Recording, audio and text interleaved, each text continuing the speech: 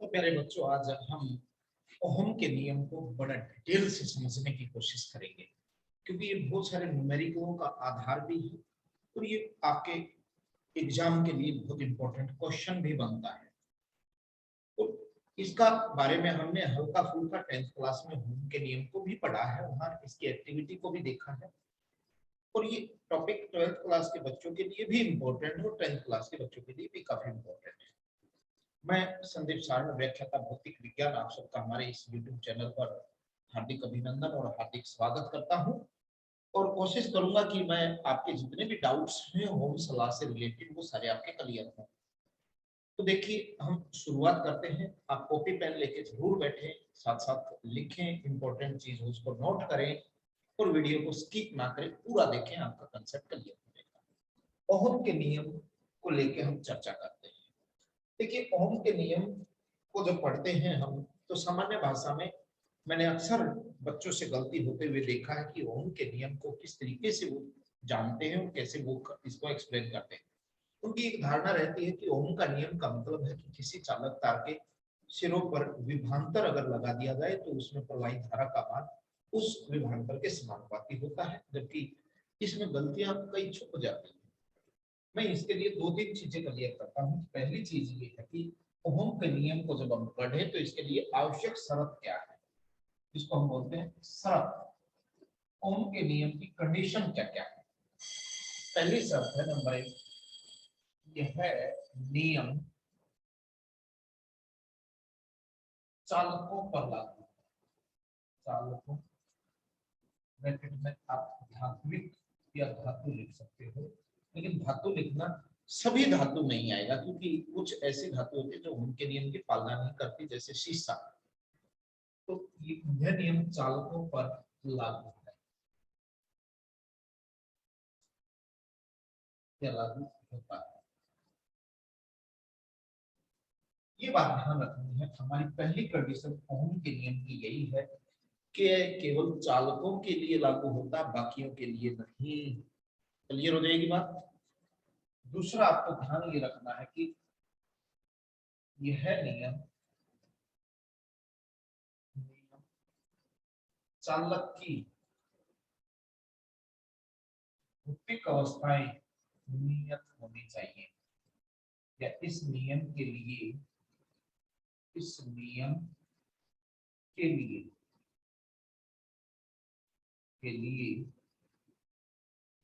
चालक की भौतिक अवस्था नियत होनी चाहिए।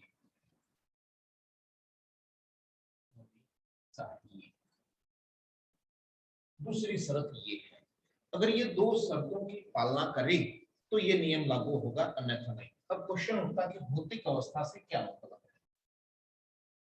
भौतिक अवस्था, देखिए, भौतिक अवस्था एक होती है रासायनिक अवस्था। भौतिक अवस्था और रासायनिक में यह अंतर है, भौतिक अवस्था में वो चीजें आती है जिनको छुआ या देखा जा सकता है। जैसे चालक के लिए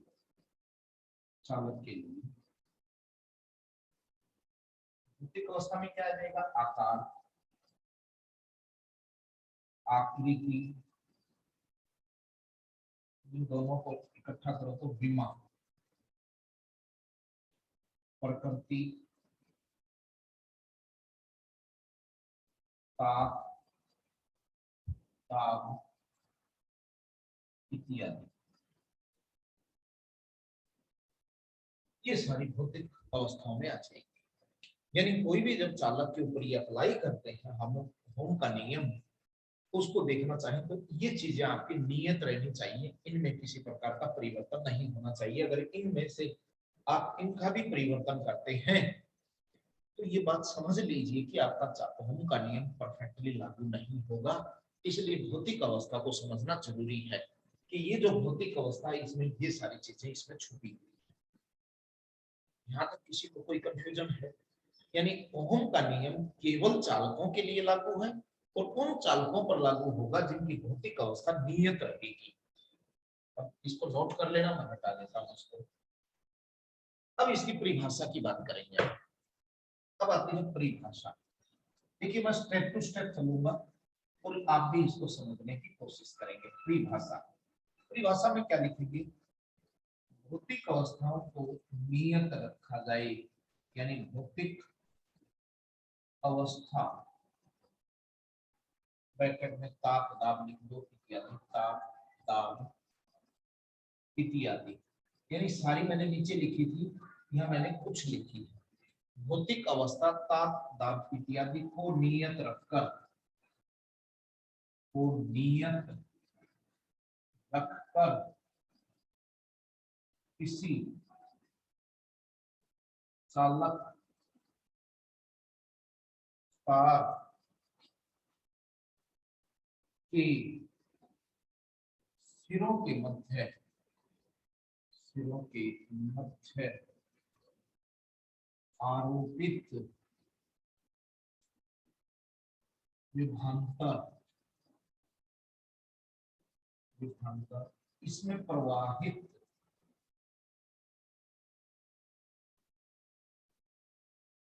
धारा के समानुपाती, इसमें प्रवाहित धारा के समानुपाती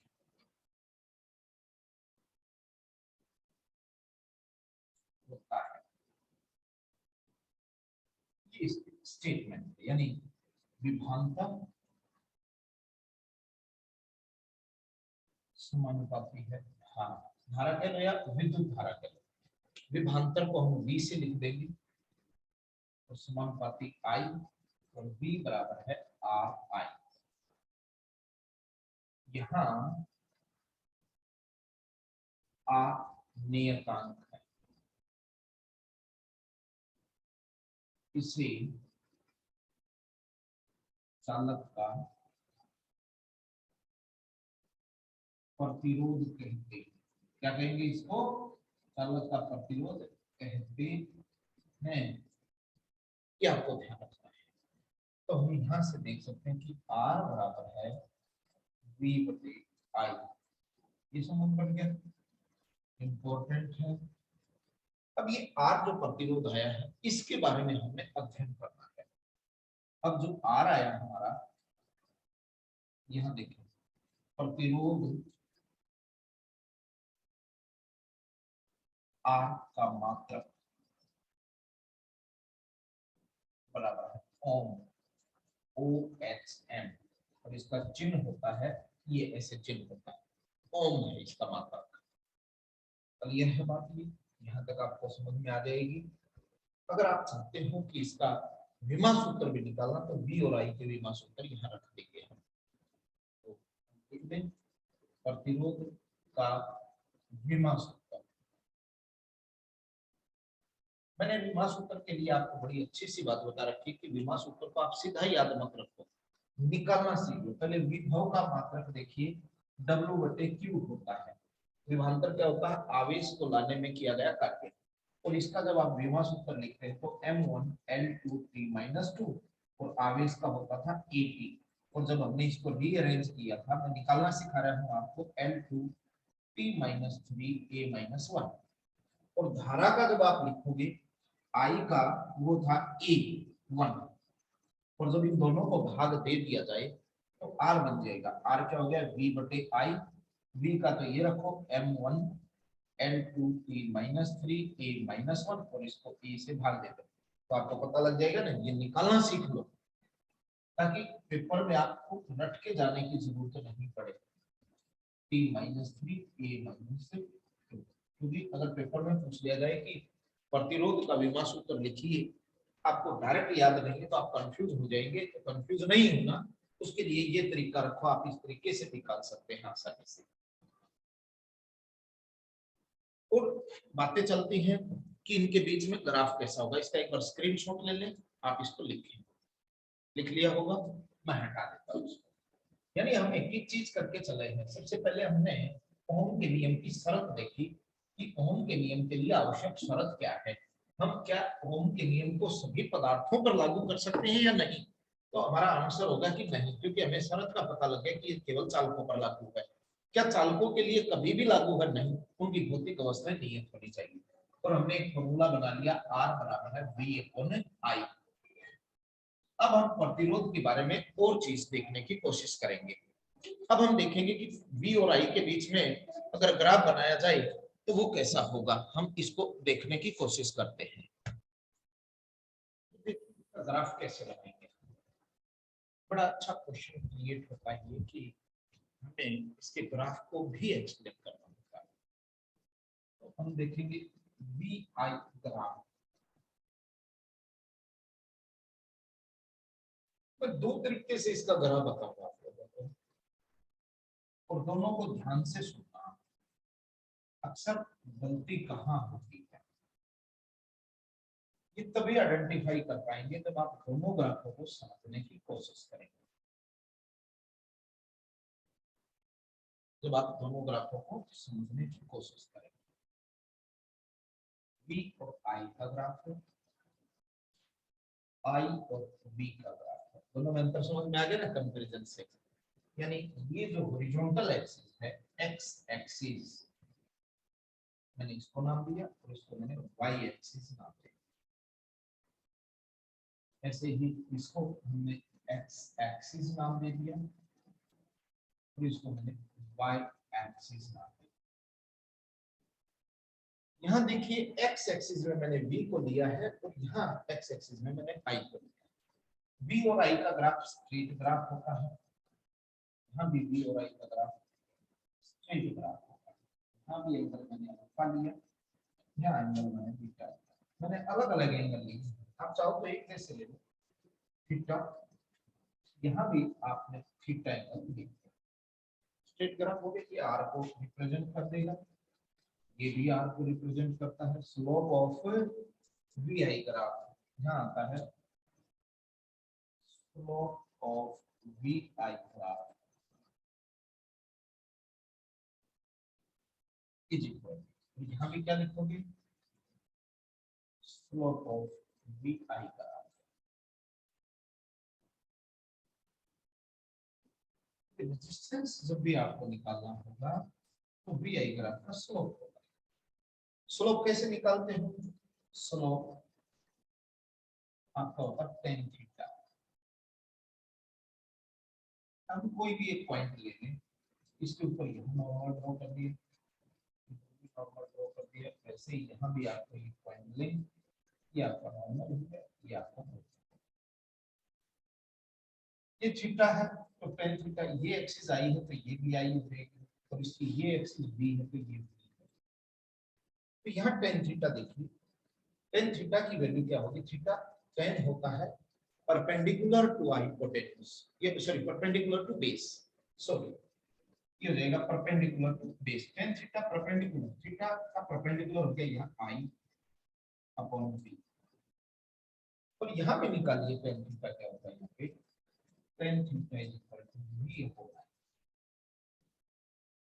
क्यों? क्योंकि थीटा के सामने परपेंडिकुलर है, जिसको हम लंब बोलते हैं, और ये आधार हो जाएगा, ये वाला पार्ट आई वाला। लेकिन हमारा तो r है v अपॉन i है, ये तो i अपॉन v है, तो ये 1/r हो जाएगा। tan थीटा 1/r के बराबर है, या r बराबर 1/tan थीटा। इस केस में देखोगे तो v अपॉन r क्या होता है? tan theta is equal to r। दोनों में आपको कुछ चीज दिखाई दी होगी। दोनों में क्या दिखाई दी है कि यहाँ प्रतिरोध का मान है 1/टेंजेंट ऑफ थीटा है, यहाँ प्रतिरोध का मान डायरेक्ट tan थीटा के बराबर है। ये अंतर क्यों आया? इस अंतर के आने का कारण है कि हमने जो कोण का मान है किस एक्सिस के साथ लिया है। यहाँ अगर आप देखें तो कोण का मान v के साथ लिया गया है। जब आप कोण का मान v के साथ लेंगे तो r प्रतिरोध 1/tan थीटा रहेगा, और यहाँ कोण का मान I अक्ष के साथ लिया है, इसलिए r का मान tan थीटा रहेगा। एग्जाम में न्यूमेरिकल को सोल्व करते हुए इस बात का विशेष ध्यान रखें कि r का मान 1/tan थीटा होगा या r का मान tan थीटा। ये किस पे निर्भर करेगा? कोण का मान किस एक्सिस के साथ बना हुआ है। ध्यान रखना, अगर आपका स्लोप जो है ये जो थीटा का मान है, कोण का मान है, ये अगर v एक्सिस विभवांतर की एक्सिस के साथ बना हो तो प्रतिरोध 1/tan थीटा के बराबर होगा। अगर आपका ये कोण का मान है, ये आपका धारा की अक्ष के साथ बना हो, जिस अक्ष के साथ कोण बने उसमें अगर आपने धारा ली है तो r बराबर tan थीटा हो जाएगा। मैं ये उम्मीद कर सकता हूं कि इसके बाद आपका किताबों में, गाइडों में, अलग अलग किताबें, अलग अलग गाइडें, कोई इसको एक्सप्लेन करती है, कोई इसको एक्सप्लेन करती है, बच्चे कंफ्यूज हो जाते हैं।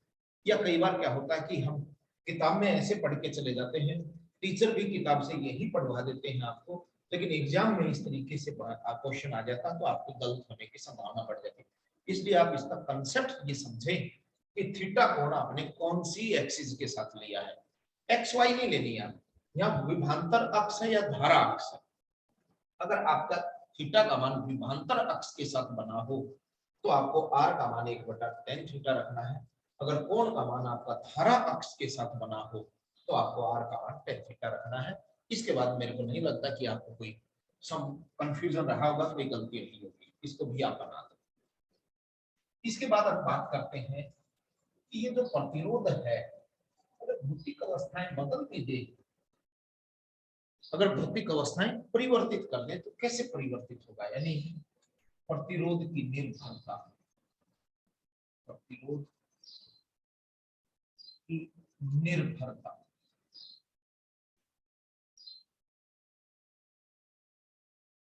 प्रतिरोध की निर्भरता, यानी ये निर्भर किस किस के ऊपर करेगा, ये हमें देखना बहुत जरूरी टॉपिक है। ये भी पहली चीज दिमाग में रखें कि प्रतिरोध जो आर का फॉर्मूला है हमारा V/I। बहुत सारे बच्चों को ये कंफ्यूजन रहता है कि प्रतिरोध का मान R और I पे निर्भर करता होगा। देखिए कैसे, क्वेश्चन से समझाऊंगा इस कंसेप्ट को। क्वेश्चन क्या है कि किसी चालक कार के सिरों के मध्य मध्य विभवांतर लगाने पर, विभवांतर लगाने पर धारा I प्रवाहित होती है तथा तार का प्रतिरोध, तार का प्रतिरोध R प्राप्त होता है। सिंपल सी स्टेटमेंट लिखी है मैंने, सभी अवस्थाओं को नियत रखकर, सभी अवस्थाओं को नियत रखकर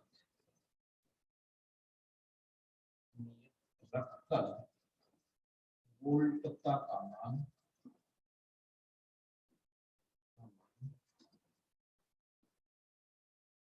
दो गुना कर दिया जाए, तो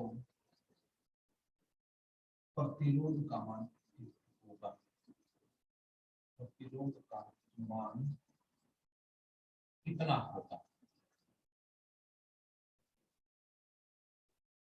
ये क्वेश्चन है।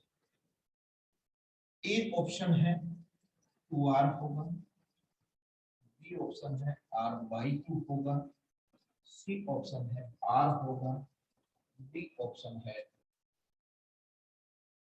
4R। देखिए क्या कह रहा है, मैंने बड़ा सिंपल भाषा में क्वेश्चन लिखा है, इतना सिंपल भाषा में नहीं पूछेगा। हाँ मतलब ये लिखा, एक चालक तार के सिरों पे विभवांतर लगाने पर उसमें धारा I प्रवाहित होती है और तार का प्रतिरोध R प्राप्त होता है। सभी अवस्थाओं को नियत रखकर वोल्टता का मान 2 गुना कर दिया जाए तो प्रतिरोध का मान कितना होगा। ऐसा क्वेश्चन आने पर ज्यादातर बच्चों के दिमाग में ये रहता है कि यहाँ जो अवस्था दी है 2 गुना की है, इसको 2 गुना कर दिया जाए तो R का मान भी 2 गुना होगा। ज्यादातर बच्चों की संभावना ये रहती है कि यह आंसर इसका होना चाहिए। लेकिन मैं आपको क्लियर कर दूं कि ये आंसर गलत है, ये आंसर गलत है। इसका आंसर ये है, यानी विभवांतर का मान अगर डबल करोगे तो इसके सिरों पर धारा भी उसी अनुपात में बढ़ जाएगी, तो धारा भी तो दोगुना हो जाएगी। अगर v दोगुना हुआ तो धारा भी दोगुनी, 2 से 2 कटेगा तो r तो वापस p अपॉन i होगा। तो r के मान में किसी प्रकार का कोई परिवर्तन नहीं होता। बहुत इंपॉर्टेंट चीज है ये, अक्सर हम यहाँ गलती करते हैं। यानी विभवांतर को हटा देता हूं, इसको लिख लिया होगा आपने, स्क्रीनशॉट ले लें। यानी हमारा पहली बात, मैंने निर्भरता को समझाने से पहले इस बात को मैंने क्लियर किया है कि विभवांतर और धारा परिवर्तन के कारण r के मान में कोई बदलाव नहीं होता। तो निर्भर किस पे करेगा? नंबर 1, तार की लंबाई पर, चालक तार की लंबाई पर। लंबाई पर कैसे निर्भर करेगा? प्रतिरोध R समानुपाती होता है तार की लंबाई पर। इसका मतलब ये हुआ कि अगर आप तार की लंबाई को बढ़ाते हैं तो उस चालक तार के प्रतिरोध का मान बढ़ेगा। अगर तार की लंबाई को कम करते हैं तो चालक तार के प्रतिरोध का मान कम हो जाएगा। दूसरा है क्षेत्रफल पर, अनुप्रस्थ काट क्षेत्रफल पर, अनुप्रस्थ काट क्षेत्रफल पर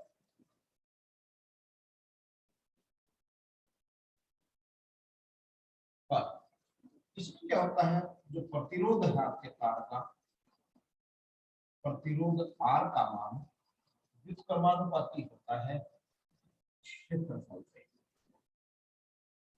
इसका सिंपल सा मतलब ये हुआ कि अगर चालक तार का क्षेत्रफल बढ़ा दिया जाए तो चालक तार का प्रतिरोध कम हो जाएगा, और क्षेत्रफल को कम कर दिया जाए तो प्रतिरोध का तार बढ़ जाएगा। और तीसरी चीज है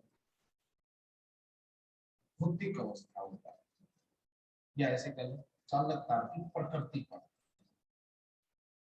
चालक तार की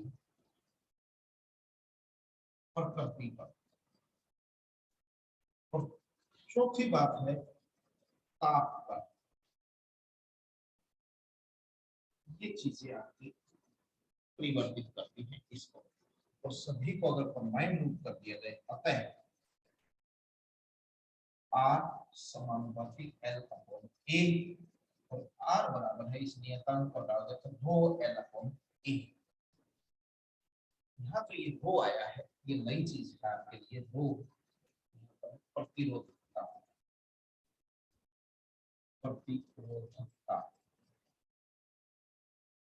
ये उस चालक तार की प्रतिरोधकता है, या इसका एक दूसरा नाम होता है जो काफी कंफ्यूजिंग नाम है, विशिष्ट प्रतिरोध।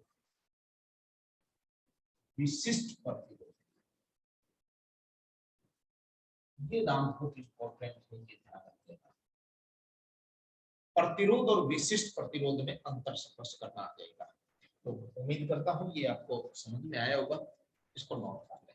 अब यहाँ से हम थोड़ा सा और इसको देखेंगे कि हमने जो रिलेशन बनाया अभी प्रतिरोध और विशिष्ट प्रतिरोध को लेके, इसके बारे में भी हम जानने की कोशिश करते हैं। देखिए हमने अभी बनाया R बराबर है रो L अपॉन A, ये समीकरण था। तो यहाँ से अगर रो की वैल्यू निकालो तो R A अपॉन L ये बनेगा। इंपॉर्टेंट विशिष्ट प्रतिरोध, जिसको हम रो लिख रहे हैं, या प्रतिरोधकता का मात्रक, मात्रक ये क्वेश्चन बन जाएगा। क्वेश्चन में आएगा विशिष्ट प्रतिरोध का मात्रक लिखिए, बच्चे गलती करेंगे, प्रतिरोध का मात्रक लिख देंगे। जबकि ध्यान रखना है, यहाँ देखिए R का है ओम, क्षेत्रफल का मीटर स्क्वायर होता है, इसका होता है ohm metre square upon metre, 1 metre से 1 मीटर तक तो मीटर आ जाएगा। तो हिंदी में लिखना हो ओम मीटर, ओम मीटर। अब यही चीज आ जाएगी विशिष्ट प्रतिरोध या प्रतिरोधकता का विमा सूत्र आ जाएगा। विमा सूत्र ओम का देखिए प्रतिरोध का विमा सूत्र भी हमने निकाला था, याद आ रहा होगा M1 L2 T - 3 A - 2 यही आया था। साथ में मीटर भी आया था L ओम तो कितना हो जाएगा M1 L3 T - 3 A - 2। बाकी निकाल के देख लेना इसको। ये विशिष्ट प्रतिरोध है जो हमारा, उसका आपको विमा सूत्र का पता लग जाएगा। क्लियर हो जाएगी यहां तक बात। उसके बाद हम बात कुछ और कर लेते हैं थोड़ी सी और, कि ये विशिष्ट प्रतिरोध और प्रतिरोधकता में अंतर क्या चीज का है। क्लियर हो जाएगी यहाँ पर। तो आपको एक तो मात्रक का अंतर देख सकते हैं, प्रतिरोध का मैं कंपैरिजन कर देता हूँ इसका। देखिए यहाँ तक आपको क्लियर हो गया होगा। देखिए एक तरफ लिखता हूँ प्रतिरोध, ये आपका प्रतिरोध है R, इधर आपका विशिष्ट प्रतिरोध है, विशिष्ट प्रतिरोध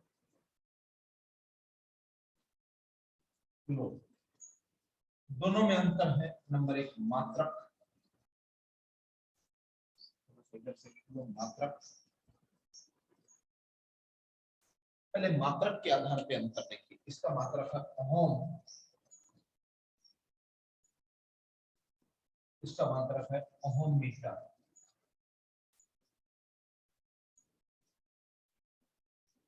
ओम मीटर। दूसरा है विमा सूत्र,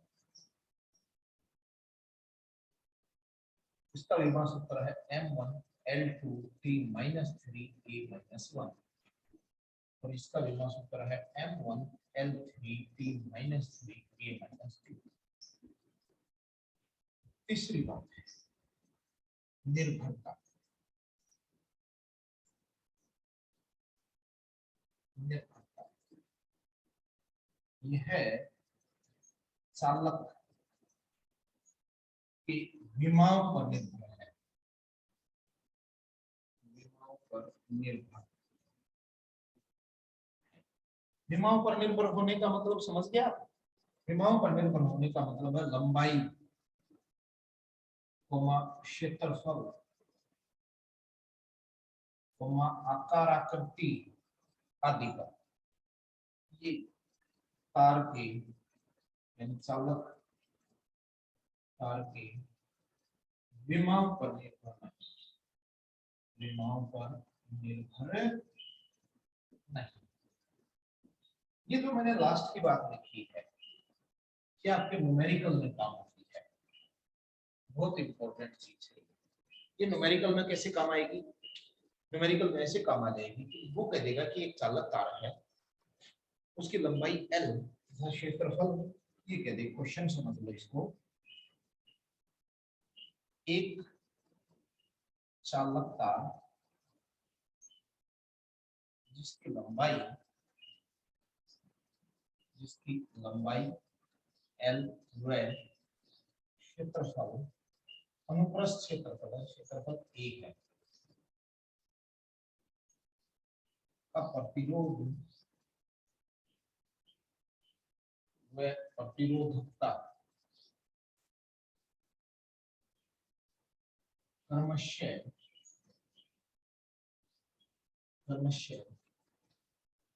R व वो है। ऐसे नाम देंगे। सामान्य सी बात कर रहा हूं इसमें, यदि तार की लंबाई 2 गुनी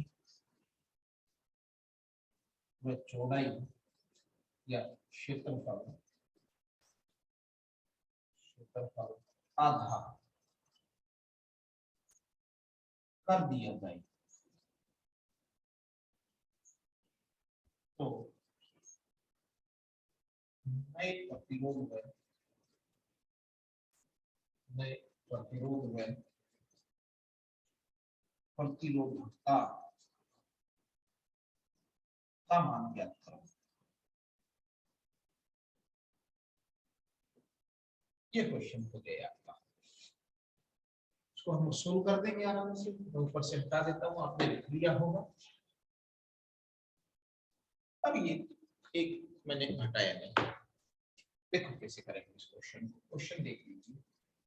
प्रारंभ में प्रतिरोध होता है रो एल अपॉन ए, यानी प्रतिरोधकता रो दे रखी है, लंबाई एल है, क्षेत्रफल ए है। और नई कंडीशन क्या होगी, शर्त क्या है, एल डैश होगी 2l और ए डैश हो गया 2a। तो नया प्रतिरोध आर डैश क्या हो जाएगा, रो एल डैश अपॉन ए डैश, यही बनेगा। रो ऐसे कैसा, एल डैश का मान रखो तो 2l अपॉन 2a। अच्छा, क्षेत्रफल आधा किया, सॉरी क्षेत्रफल a बाई हो जाएगा, a बाई। तो ये क्या बन जाएगा, 2 प्लस 2 ऊपर चलेगा 4 rho L A R dash. तो ये क्या है, ये आर है, तो ये क्या बन गया, अतः आर डैश बराबर है 4r। पहली चीज होगी प्रतिरोध क्या हो गया 4 गुना। यहाँ क्या लिखेंगे आप, ये वाली बात लिखेंगे, विमाओं पर निर्भर नहीं करता, तो अंतिम प्रतिरोधकता भी पहली प्रतिरोधकता के बराबर रहेगी। अर्थात चालकता का प्रतिरोध इस परिवर्तन के कारण 4 गुना बढ़ जाएगा, लेकिन उसकी प्रतिरोधकता का मान अपरिवर्तित रहेगा, किसी प्रकार का उसमें कोई बदलाव नहीं आएगा। ये हमारा ओम के नियम, उसके कैसे ग्राफ बनते हैं और किस तरीके से हम इन प्रतिरोध और प्रतिरोधकता में अंतर देख सकते हैं, वो हमने यहाँ जानने की कोशिश की। अब हम एक संबंध का और प्रयोग करेंगे यहाँ, तो वो चीज हम जानेंगे कि ओहमिक और नॉन ओहमिक परिपथ क्या होते हैं। ये भी कई बार क्वेश्चन पूछ लेते हैं, ओहमीय परिपथ और दूसरा है अनोमीय परिपथ।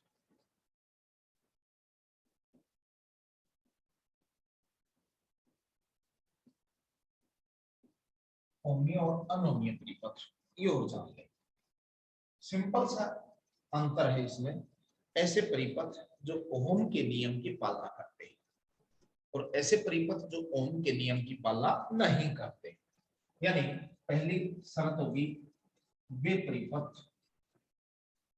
परिपथ या युक्ति जो ओम के नियम की पालना करें, ओम के नियम की पालना करते हैं। और ये कौन से हो गए, पालना नहीं करते, पूरा लिख लेना कि वे परिपथ जो ओम के नियम की पालना नहीं करते। दूसरी कंडीशन क्या है, इनमें वी आई ग्राफ सरल रेखीय होते हैं या सरल रेखा में होते हैं।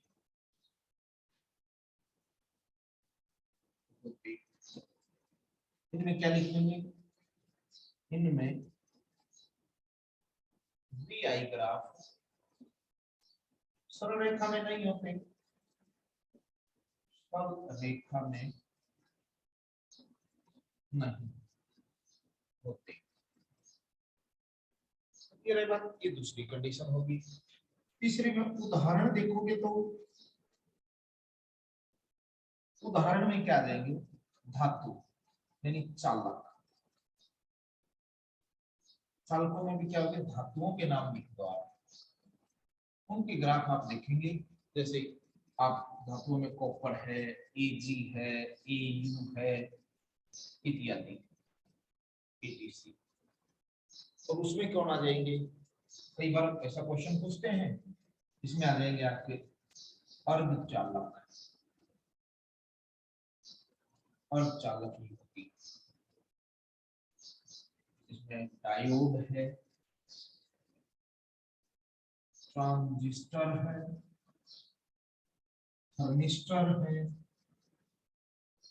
थर्मिस्टर है, आप इसमें FET, LED, जेनर डायोड इत्यादि इत्यादि। ये ओमी और अनोमीय परिपथ के बारे में आपको जानकारी होनी चाहिए। तो उम्मीद करता हूं कि आपको इस टॉपिक में किसी प्रकार का कोई कंफ्यूजन नहीं रहा होगा। हम नए टॉपिक में, मैं क्लियर कर देता हूं कि नए टॉपिक में हम प्रतिरोध, प्रतिरोधकता क्या चीज है, इन दोनों को स्पष्ट करेंगे। साथ ही इस चीज को भी स्पष्ट करेंगे कि किसी भी पदार्थ के प्रतिरोध या प्रतिरोधकता पर ताप के प्रभाव कैसे पड़ते हैं। अगर हम ताप के मान को परिवर्तित कर दें तो उनके जो प्रतिरोधों पे या प्रतिरोधकताओं पे किस प्रकार का प्रभाव पड़ेगा, वो किस प्रकार से परिवर्तित होंगे। इसको लेके मैं एक नया वीडियो लेके आऊंगा। आपका बहुत बहुत धन्यवाद। इसको शेयर करें, सब्सक्राइब करें। बहुत बहुत धन्यवाद।